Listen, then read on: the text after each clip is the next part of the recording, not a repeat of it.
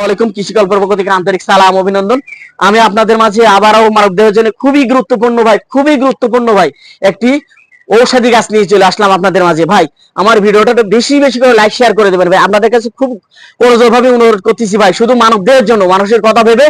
এই যে গাছটা দেখতে পাচ্ছেন, এটা ক্যান্সারের একটা প্রতিষেধক হচ্ছে একটা গাছ ভাই। এটা হচ্ছে আপনি নেটে গুগলে যে সার্চ দেবেন ভাই এই গাছ সম্পর্কে, তাহলে কিন্তু সমস্ত তথ্য আপনারা পেয়ে যাবেন করসল গাছ হিসাবে।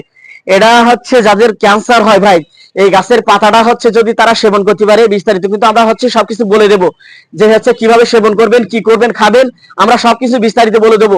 এই গাছটা যাদের ক্যান্সার হয়েছে, যাদের ক্যান্সার হয়নি, সুস্থ শরীরে কিন্তু ভাই এই গাছগুলো হচ্ছে নিয়ে আপনারা খাতে পারবেন। তাই হচ্ছে মহামূল্যবান একটি গাছ, এই হচ্ছে করসল গাছ।